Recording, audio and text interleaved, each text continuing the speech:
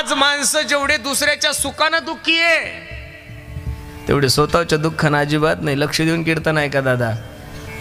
आपण पडलो याचं त्याला दुःख नाही, पण दुसरं निवडून आला कसा ही जळजळ नाही तर काय हो महाराज, जळजळच आहे ना. आपण 4 वेळेस आमदार होऊन आपल्याला मंत्रीपद नाहीये आणि पहिल्यांदाच आमदार झालं डायरेक्ट कॅबिनेट झालं, ही जळजळ नाही तर काय हो महाराज, जळजळच नाही.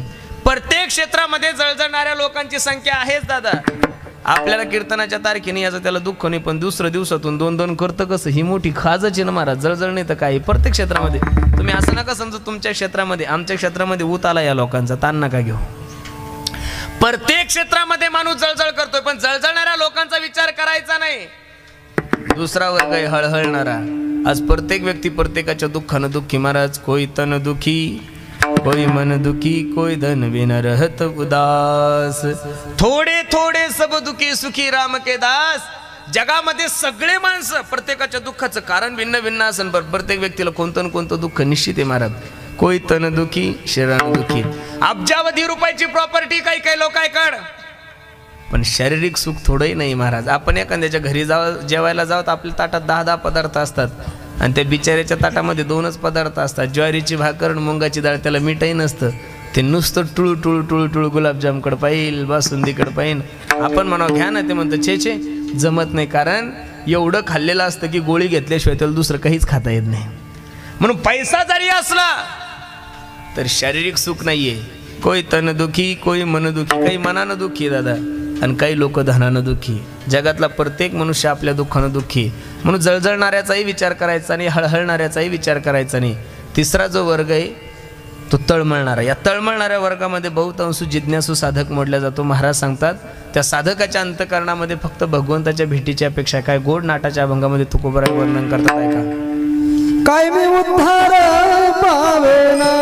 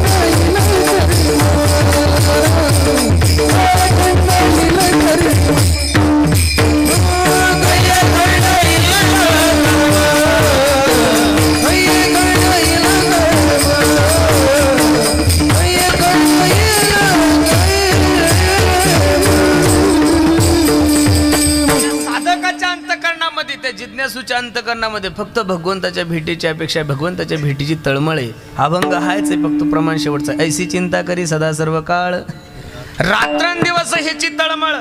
तुका म्हणे नाही आपुले बळ, जेणे फळ पावेन निश्चयची. आता सुरुवात आहे. काही मी उद्धार पावेन, काही कृपा करील नारायण ऐसे. तुम्ही सांगा संत जन करा समाधान चित्त माझे. मायबाप भेटत त्या व्यक्तीला फक्त हेच विचारतात, पुसावेसी हे जीवाने, पुसावेसी हे जीवाने,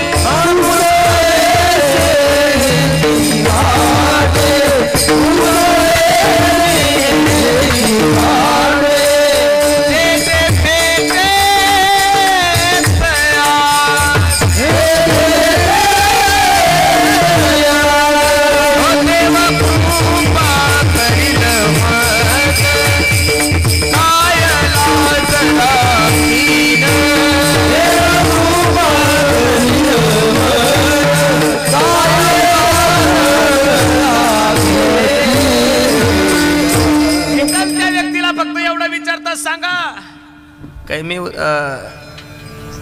पुसावेसी हिची वाटे जे जे भेटे तयासी देव कृपा करील मज काय लाज राखील मायबाप. शबरी आई साहेबाला मातंग ऋषीने एवढंच सांगितलं होतं, शबरी ए शबरी काळजी करू नकोस, जगाचा मालक प्रभू रामचंद्र भगवान परमात्मा तुला भेट देणार आहे. कधी देणार आहे नव्हतं सांगितलं, 2021ला 22ला 23ला 24ला फक्त भेट देणार आहे. त्या दिवसापासून 14 वर्ष वाट पाहिली शबरी आई साहेबांनी. किती वर्ष वाट पाहिली? 14 वर्ष. महाराज तुम्हाला तर असं वाटतं एक कीर्तन झालं म्हणजे देव आपल्या घरी सालानच राहिलं पाहिजे, एवढं सोपं आहे का हो महाराज?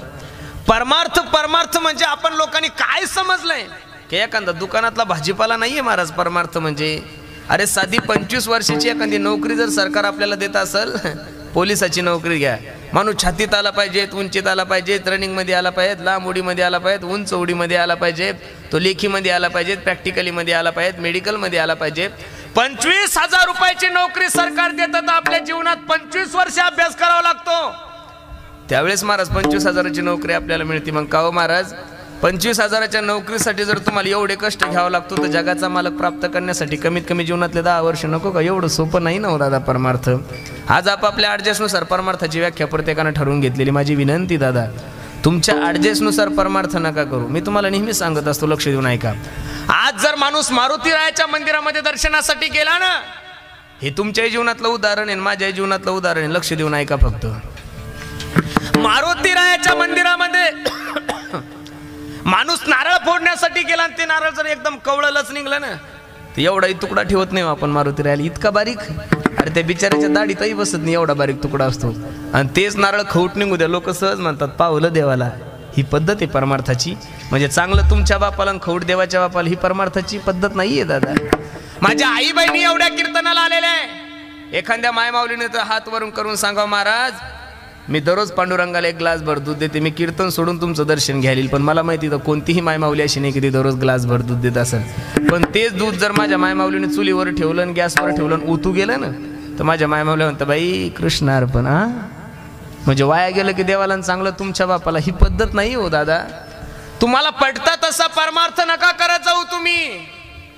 माझ्या देवाला जसं आवडतं तसं करत जा. मी नेहमी सांगत असतो. इथं बऱ्याचशा मायमावल्या बसलेल्या. मायमावल्यानो, एक छोटासा प्रश्न तुम्हाला तुमचा मुलगा म्हणून करेल, लक्ष देऊन ऐका. आपल्या नवऱ्याला जी भाजी आवडती ती बायकोनं करावं का तुम्हाला जी भाजी आवडती ती करावं?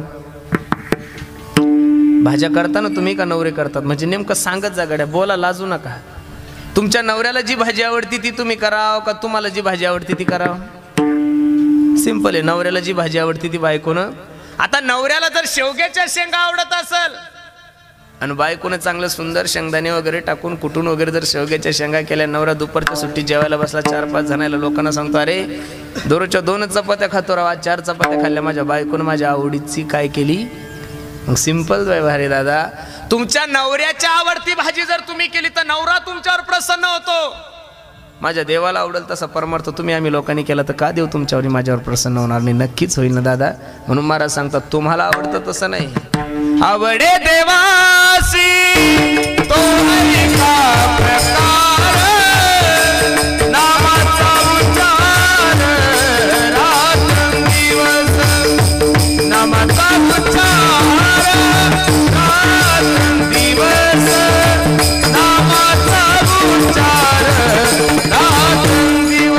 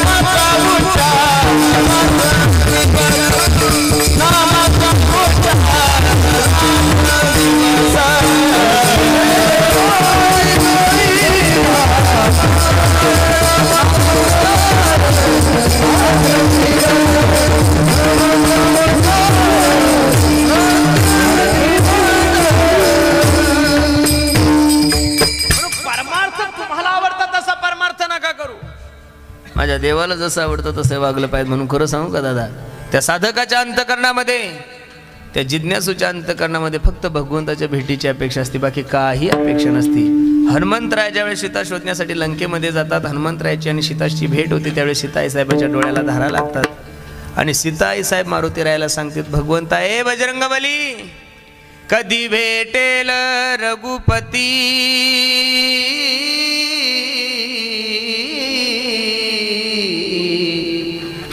मजला संग मारुती. हे मारुतीराया, सांग ना माझे प्राणनाथ प्रभू रामचंद्र मला केव्हा भेट देणार आहे. साधकाच्या अंतकरणामध्ये फक्त भगवंताच्या भेटीची अपेक्षा आहे. किती गोड प्रमाणे ऐका.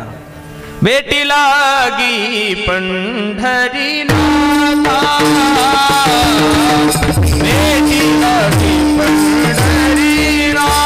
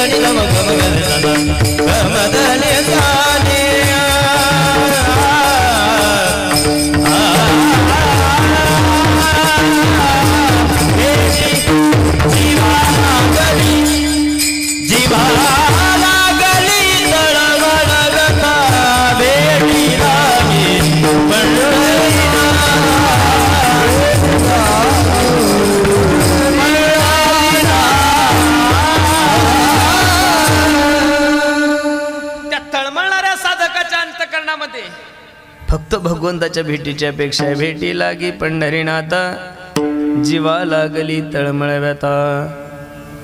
3 प्रकारचे वर्ग मी तुमच्या समोर ठेवले, जळजळणारा, हळहळणारा आणि तळमळणारा.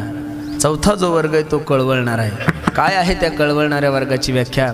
महाराज सांगतात, ऐसी कळवळ्याची जाती करीला भावीन प्रीती. मायबाप, या जगामध्ये कोण असा आहे की ज्यांना तुमच्याविषयी अंतकरणामध्ये तळमळ आहे, कळवळ आहे? खरं सांगू दादा, या जगामध्ये फक्त 2च लोक असे की त्यांच्या तुमच्या हिताचा त्यांना कळवळ आहे. एक संत आणि दुसरं म्हणजे भगवंत. देवाला सोडून आणि साधूला सोडून जगातले जेवढे काही पात्र आहे ते सर्व पात्र स्वार्थी. महाराज कोणते? स्वार्थी. म्हणून महाराज सांगतात, ऐसी कळवळ्याची जाती करीला भावीन प्रीती. काय अंतकरणामध्ये लोभ होता साधू संतांच्या तुमच्याविषयी? काही नाही दादा. अरे ज्या जगद्गुरु तुकोबरांनी तुमचा आणि माझा माथा ठिकाण्यावर यावा याच्यासाठी पंचम वेद असा गाथा या महाराष्ट्राला दिला. या माथ्याने तो गाथा वाचला तर नाही, पण या माथ्याने तो गाथा पाण्यात बुडवला तरी सुद्धा शब्दही बोलले नाही माझे तुकोबर आहे. अरे ज्या ज्ञानोबरांनी तुमच्या आमच्यासाठी चांगदेव 65 दिली, अमृत अनुभव दिला, ज्ञानेश्वरी सारखी एवढी गंगा तुमच्या आणि माझ्या दरबारात आणून ठेवली, ह्या लोकांनी ज्ञानोबराचं स्वागत तर केलं नाही, महाराज सत्कार तर केला नाही, पण ज्ञानोबरा इंद्राणीवर जर स्नानासाठी गेले तर लोकांनी म्हणावं, ज्ञान्या इंद्राणीवर स्नान करू नको, इंद्रायणी बाटल. मला तर कधी कधी असं वाईट वाटतं दादा, अरे ज्ञानोबराचा चरण स्पर्श करण्यासाठी इंद्रायणी सुद्धा जात असेल महाराज.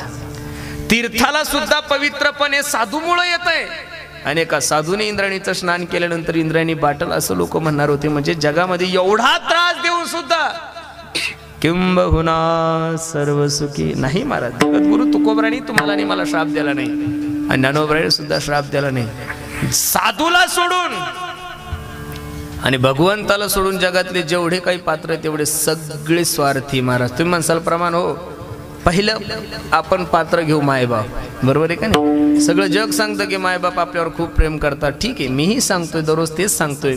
पण जगद्गुरु तुकोबराच्या गाथ्यामध्ये जर अभंग पाहिलं तर तुकोबरा सांगतात, माये बापे सांभाळती लोभा कारणे पाळती. जगद्गुरु तुकोबराचे प्रमाण तर नाही कुठे ठरवता येणार ना दादा. अरे ज्या मायबाप तुम्हाला लहानचं मोठं करतात, योग्य संस्कार देतात, सगळं काही जरी तुमचे मायबाप तुमच्यासाठी करत असेल मायबाप, पण प्रत्येकाच्या मायबापाच्या अंतःकरणामध्ये एक स्वार्थ आहे की म्हातारपणी यानं माझी काय केली पाहिजे, सेवा केली पाहिजे. आता मायबापच जर स्वार्थी आहे तर एक माणूस म्हणे, महाराज माझी बहीण माझ्यावर खूप प्रेम करते. कोण म्हणे तुमच्यावर तुमची बहीण प्रेम करते? आपल्या बहिणी आपल्यावर किती प्रेम करतात, एक तरी बरं झालं तुमच्या परिसरातून समृद्धी महामार्ग नाही गेला. ज्या ज्या ठिकाणून समृद्धी महामार्ग गेला त्या सगळ्या भावाला माहिती बहिणी किती प्रेम करतात म्हणून महाराज. या दलिंदर बहिणीने एका सहीचे 50-50 लाख रुपये घेतले महाराज. परवा दिवशी एक माणूस रडू लागला औरंगाबाद जवळ मला, म्हणे महाराज माझे वडील लहानपणी मरण पावले, तेव्हापासून तर आतापर्यंत मी माझ्या बहिणीला माझ्या लेकरापेक्षा जास्त जीव लावला. हो, हिच्या लग्नासाठी 4 एकर जमीन विकली महाराज. एवढं तिला जीव लावला, एवढं सोन्या नाण्यानं तिला मडवलं, तिचं लग्न केलं. माझ्या शेतातून समृद्धी महामार्ग गेला महाराज. तर चेक काढण्यासाठी आता बहिणीची सही लागतीच ना महाराज. तर बहिणीने मला सांगितलं, तू मेला तरी चालेल, तुला जर चेक काढायचा असेल तर पहिले 50 लाख रुपये माझ्या खात्यावर ट्रान्सफर कर, त्यावेळेसच तुला सही देते, तशी सही देणार. म्हणून जो वरी चाले धंदा तो वरी बहीण म्हणे. आता मायबाप स्वार्थी झाले, बहीण स्वार्थी झाली. एक माणूस म्हणे, महाराज तुम्ही लोकांची दिशाभूल करतात, माझी सौभाग्यवती माझ्यावर खूप प्रेम करते. बायकोच्या बाबतीत तर 10 लाख 50 लाख 1 कोटी 1% म्हणजे खोटच आहे महाराज सगळं. तुम्ही म्हणसाल प्रमाण, हो बाईल म्हणती खरं मरता तरी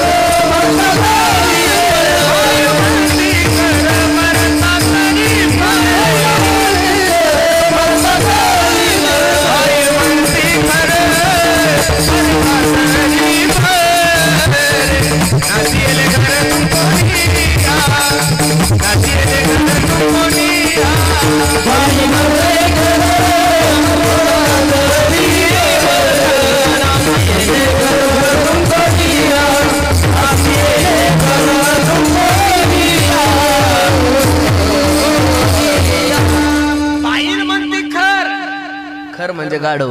खर म्हणजे काय? गाढव. ज्या वेळेस आपण थकतो दादा, सर्व इंद्रिय आपले निकामी होतात, आपण एखाद्या पलंगावर पडलेला असतो, खाटवर पडलेला असतो, त्यावेळेस आपल्या बायकोच्या आपल्या विषयीचे उद्गारे. बाईल म्हणती खर, खर म्हणजे गाढव. मरता तरी बरे नासी येले घर थुंकोनिया. म्हणून या जगाचा एक नियम आहे दादा, जोवरी चळन गाहो तोवरी मनती माझा, मानती लहान थोर देह सुखाची आकाजा. इंद्रिय मावळली आला बागुला. जमाय बाप, जोपर्यंत सत्ता आहे जोपर्यंत संपत्ती, जोपर्यंत तारुण्य, तोपर्यंत लोक तुमच्या पुढं पुढं करतात. मी याच्या पुढे जाऊन बोलल दादा तुम्हाला. माणसं निवडून आल्यानंतर जास्त सोबत असतात का पडल्यावर? राजकारण तर तुमच्या संगमनेर तालुक्याला चांगलं कळतंय महाराज, सांगा ना मला. माणसं निवडून आल्यानंतर जास्त सोबत असतात, अरे पडल्यावर बाहेरचे नंतर सोडतात रे, पहिले घरचे फोन स्विच ऑफ करतात. हा नियम आहे दादा. म्हणून माझी विनंती, बरं हे माणसाला कळत नाही का? कळतं पण वेळ निघून गेल्यावर. बसलेल्या सर्व मंडळीला माझी विनंती आहे, गाडी येण्यापूर्वी माणसाने बस स्टॉपवर जाऊ. गाडी निघून गेल्यानंतर बस स्टॉपवर जाऊन काय फायदा आहे? एकदा वेळ निघून गेली की जीवनामध्ये एकच गोष्ट उरते, पुनरपि मरणम पुनरपि जननम पुनरपि जननी षट्जनरेषणम. किती वेळा जन्म यावे, नित्य व्हावे.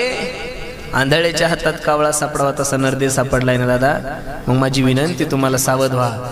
जिंदगी जब तक रहेगी फुर्सत न होगी काम से, कुछ समय ऐसा निकालो प्रेम करो भगवान से. दादा म्हणून जगातले जेवढे काही पात्र आहे, जेवढे काही नाते, तिकडे सर्व स्वार्थी महाराज. हे कळत नाही असं नाही, कळतं पण केव्हा? कळो येईल अंतकाळी प्राण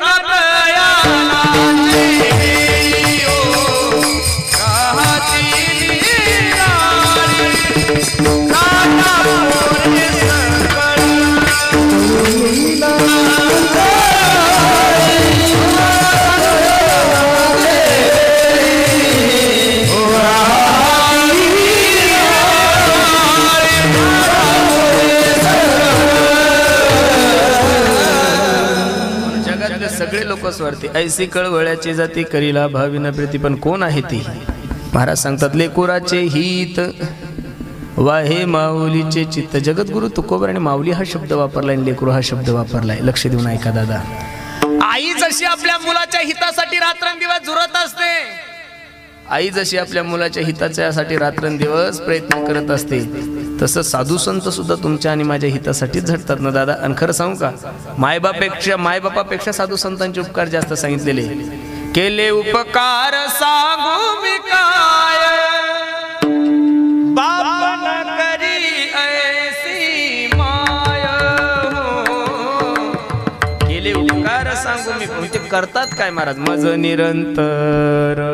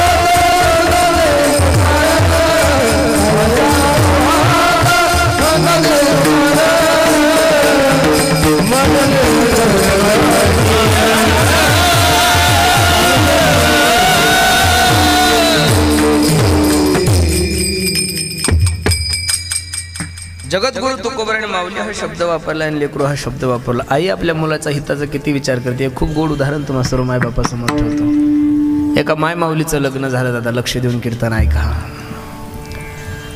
एका माय माऊलीचं लग्न झालं. सोन्यासारखा सुंदर संसार चालू होता. 2-3 एकर जमीन होतं. दोघं नवरा बायको आनंदानं संसार करायचे.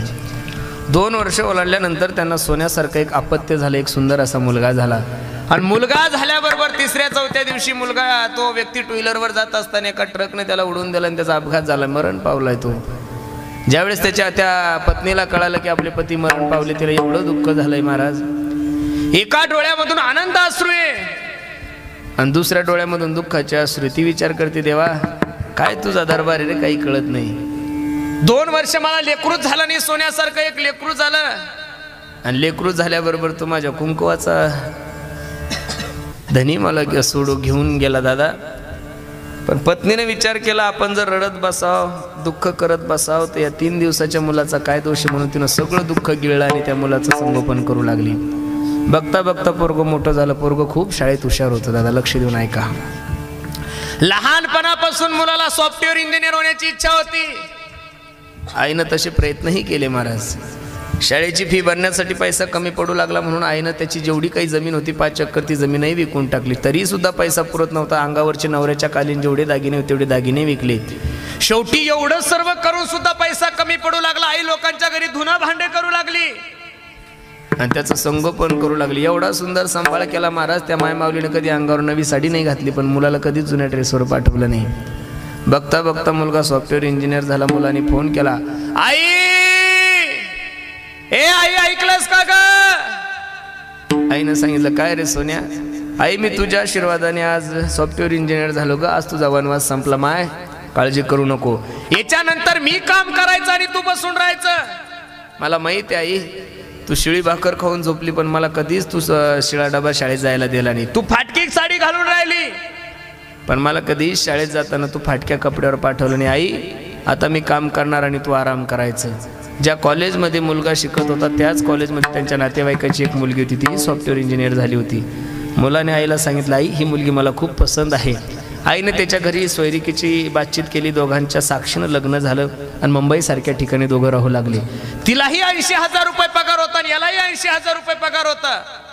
आई बसून राहायची, पण आईचं वय 74-75 वर्ष झालं आणि आईला एक रोग झाला होता. त्या रोगाचं नाव आहे टीबी. ती टीबी अशा प्रकारची होती की दिवसभर आईला काहीच त्रास होत नव्हता, पण रात्र झाली रे झाली की आईला खोकला यायचा. अनेक डॉक्टर दाखवले, अनेक आयुर्वेदाचार्य दाखवले, अनेक औषधे घेतले, पण आईचा खोकला काही मात्र राहत नव्हता. 2-4 वर्ष ओलांडल्यानंतर एक दिवस तिच्या बायकोने त्याला प्रश्न केला, मालक ओ पतिदेव. तो म्हणला, काय ग? दिवसभर ऑफिसला काम करावं लागतं मालक, संध्याकाळी घरी यावं, थोडं जेवण करून आराम करावं. म्हणलं की तुमची आई नुसती खोकलत बसते. हे बघा, मला तुमच्या आईचा त्रास सहन होत. एक तर घरामध्ये मी राहील किंवा घरामध्ये तुमची आई राहील. पोराच्या डोळ्याला धारा लागल्या, पोरगा रडायला लागला आणि रडता रडता आपल्या बायकोला सांगू लागला, ग वेडे, मी 3 दिवसाचा असताना माझा बाप सोडून गेला ग मला. त्या दिवसापासून तर आतापर्यंत माझ्या आईने मला कोणत्याच गोष्टीची कमी पडू दिली नाही आणि मी तिच्या जीवनाचा आधार आहे ग. तिला कोणीच नाहीये आणि मी जर अशा परिस्थितीमध्ये तिला सोडून गेलो तर मला महापाप लागेल. माय असं वेड्यासारखं करू नको. पोरगी थोडी हट्टी होती. पोरगी म्हणे, एवढं जर प्रेम तुमचं तुमच्या आईवर असेल तर तुम्ही सांभाळा तुमच्या आईला, मी घर सोडून चालले. पोराच्या डोळ्याला धारा लागल्या. पोरगा विचार करू लागला, या परिस्थितीमध्ये जर ही घर सोडून गेली तर सोन्यासारखे लेकर कोणा सांभाळायचं या लेकराला? दबक्या आवाजामध्ये पोरगा आपल्या आईला म्हणला, माय ए आई. आई म्हणली, काय रे बाळू, चाल माय, मी तुला काशीला घेऊन जातो. पोरानं आईचा हात धरला आणि काशीला म्हणून एका घनदाट जंगलामध्ये पोरगा आईला घेऊन चाललाय. काळा कुट्टा अंधार, अमावस्येची रात्र आहे. जंगल घनदाट असल्यामुळे त्या जंगलाच्या जे झाडं आहे त्या झाडाचा पाला तोडायची आणि खाली टाकायची, पाला तोडायची, खाली टाकायची, पाला तोडायची, खाली टाकायची. मध्य जंगलामध्ये गेल्यानंतर पोरगा आईला म्हणला, माय 2 मिनिटं बैस, मी आलोच. आईच्या डोळ्याला धारा लागल्या. आईनं हंबरडा फोडला, बाळा ए बाळा इकडे, मला माहिती आहे तू आता गेल्यानंतर परत येणार नाही. तुझी माय रे मी. 9 महिने 9 दिवस तुला या गर्भामध्ये वागवलंय मी. तळहाताच्या फोडासारखं जपलं माझ्या सोन्या. अरे तू जर मी जर काम करत असेल आणि तू जर खेळत असेल आणि तू जर रडायला लागला तर माझ्या स्तनामधून दूध येत होतं. एवढं प्रेम करते मी तुझ्यावर. काय म्हणली ती आई? मी जर कामामध्ये मग्न असेल आणि तू जर रडायला लागला, तुझ्या रडण्याच्या आवाजानं माझा पान्हा बाहेर येत होता. एवढं प्रेम करते बाळा मी तुझ्यावर.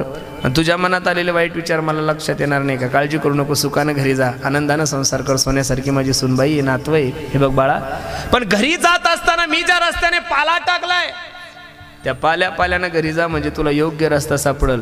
आणि जर तो रस्ता चुकला तर या जंगलामध्ये हिंस्र पक्षी, ते हिंस्र पक्षी तुझा घात केल्याशिवाय राहणार नाही. माझा प्रश्न आहे सर्व मायबापांना, का हो? ज्या मुलाने त्या आईला मृत्यूच्या मुखामध्ये सोडलंय, मृत्यूच्या दारामध्ये सोडले, तरी सुद्धा ती आई आपल्या मुलाच्या हिताचाच विचार करते. म्हणून तुकोबराय सांगतात, लेकुराचे हित वाहे माऊलीचे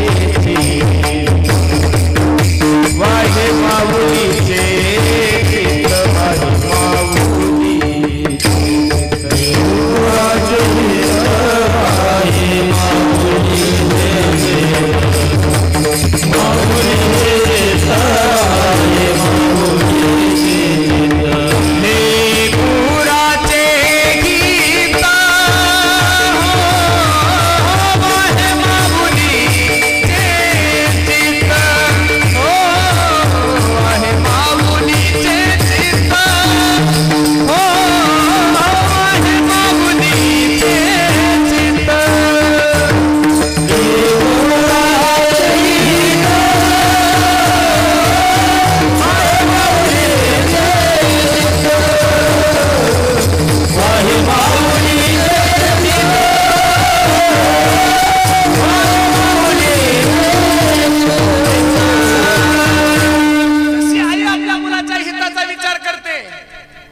फक्त आपल्या पोराच्याच हिताचा विचार करते, सर्वांचा नाही करत दादा. उन्हाळ्याचे दिवस होते, दुपारचे 12 वाजले होते, मे महिन्याचे दिवस होते.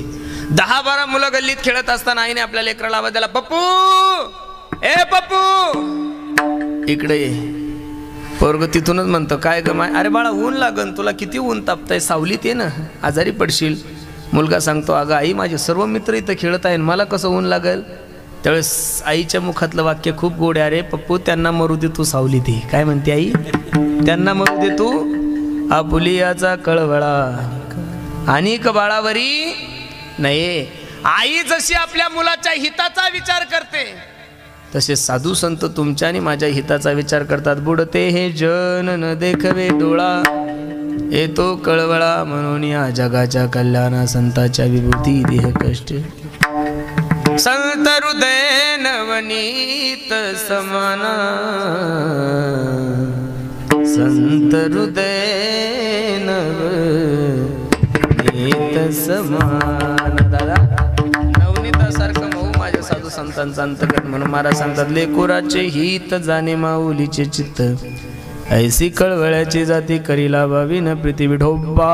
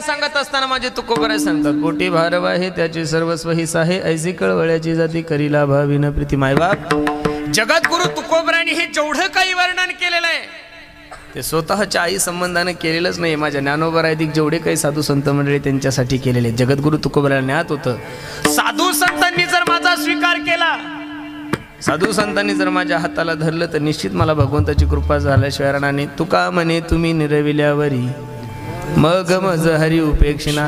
या अभंगाचा भाव कळण्यासाठी याच्यानंतरच्या अभंग वाचावं लागलं, याच्या अगोदरचे. तुम्ही संकादिक संत मनविता कृपावंत, एवढा करा उपकार देवा सांगा नमस्कार. माझी भाकावी करुणा विनवा पंढरीचा. या अभंगामध्ये जगद्गुरु तुकोबराय साधू संतांचं काय करतात? विनवणी करतात. माझी विनंती दादा तुम्हाला, जगद्गुरु तुकोबराने रूपक आईचं आणि लेकराचं केलं जरी असेल तरी पण विनंती साधू संतांची केलेली. सांसारिक माणसाची विनंती तुकोबराय कशाला करतील दादा? सांसारिक माणसाने सांसारिक माणसाची विनंती करत जाऊ नये, कारण संसारातले जगळे जीव अपूर्ण आहे दादा, म्हणजे अपूर्ण जीव तुम्हाला खरं प्राप्त करून देणारच नाही. म्हणून माणसाला जीवनामध्ये परिपूर्ण जर प्राप्त करून घ्यायचं असेल, परिपूर्ण अवस्था जर प्राप्त करून घ्यायची असेल, एक तर माणसाने देवाची विनंती करावं, नाही तर साधू संतांची विनंती करावं. आणि तुकोबराय तर काय बाबा बाबा, काय तुकोबरायचे प्रमाण आहे. अनाथ अपराधी पतित आगळा परिपाया वेगळा नका करू कृपाळू सज्जन तुम्ही संत जन हेची कृपा दान तुमचे मज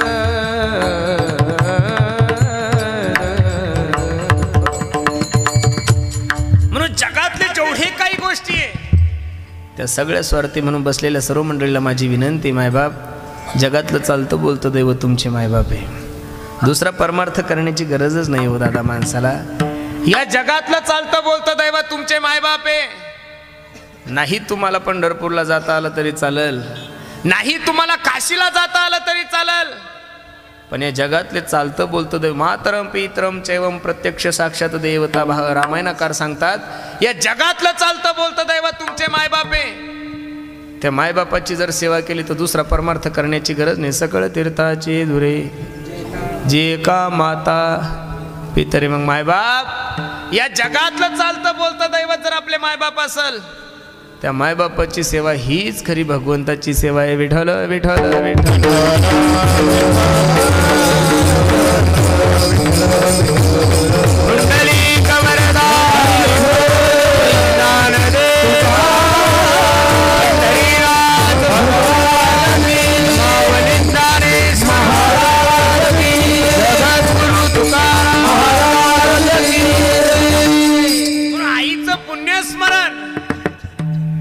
या कुटुंबाने जेवढं थाटामाटात केलं महाराज, मला खूप आनंद वाटला. खरं सांगू का तुम्हाला, आज गरज आहे दादा. या समाजाचा जर विचार करायला गेलो तर या वेदाचं वाक्य काय, मातृदेव भव पितृदेव भव. जिथं आईला देवता मानल्या जातं तिथं बापाला देवता मानल्या जातं. त्याच भारतामध्ये जर अनेक वृद्धाश्रम जन्माला येत असेल तर निश्चित आम्ही लोक कुठंतरी चुकतो याचं प्रत्येकाने निरीक्षण केलं पाहिजे दादा. म्हणून बसलेल्या सर्व मंडळीला विनंती आहे, बाकी नाही काही केलं तरी चालेल, प्रत्येकाने आपल्या मायबापाची सेवा करा. स्वामी तिन्ही जगाचा आई विना भिकारी, स्वामी तिन्ही जगाचा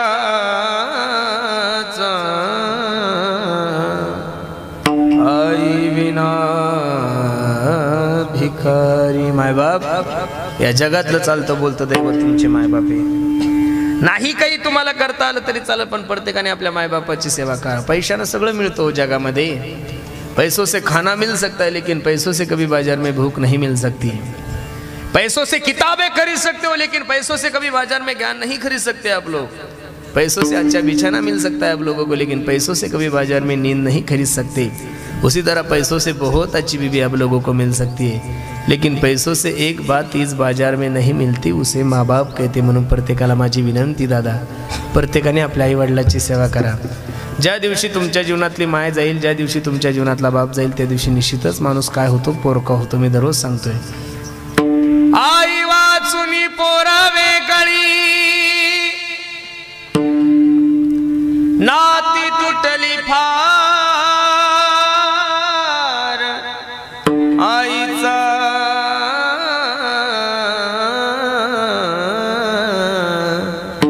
मावळला आधार. आमच्या मातोश्री अनुसयाबाई ज्या ठिकाणी असतील ना महाराज, त्या ठिकाणी निश्चित त्या मायमाऊलीच्या डोळ्याला धारा लागल्या असतील. त्या विचार करत असतील, अरे इथं पोरं मायबापाला बोलायला तयार नाहीये, इथं पोरं मायबापाला भाकरी घालायला तयार नाहीये, पण माझ्या चारही मुलांनी काय गोड उत्सव ठेवलाय महाराज. नजर लागावं एवढा सुंदर कार्यक्रम तुम्ही सर्व मंडळींनी केला हो. काय त्या मायमाऊलीचे संस्कार असतील महाराज. मी खरं सांगू का, अशी चालक, अशी मालक मायमाऊली जर प्रत्येक घरामध्ये मिळाली तर मला असं वाटतं कोणतेच भाऊ कधीच वेगळे निघणार नाही, कोणतीच फॅमिली कधी वेगळी निघणार नाही महाराज. हे प्रत्येकाचे काय आहे, प्रत्येक मायबापानं आपल्या मुलाला दिलेले काय असतात, संस्कार असतात. त्यांनी किती बंगले बांधले बघा ना, चारही बंगले सारखेच आहे महाराज. चारही भावाचे चारही बंगले काय आहे, बंगले सारखे, याला महत्व नाहीये. बंगले वेगळ्याही कलरचे असू शकतात, पण बंगल्यामधले जेवढे काही माणसं आहेत ते सगळे एका जातीचे आणि एका विचाराचे, म्हणून सगळं कुटुंबापर्यंत एकत्रित आहे महाराज. बरोबर आहे का नाही. भगवंता चरणी हीच प्रार्थना करा, भगवंता जोपर्यंत हे कुटुंब आहे तोपर्यंत या कुटुंबाला कोणाचीही नजर न लागता मरेपर्यंत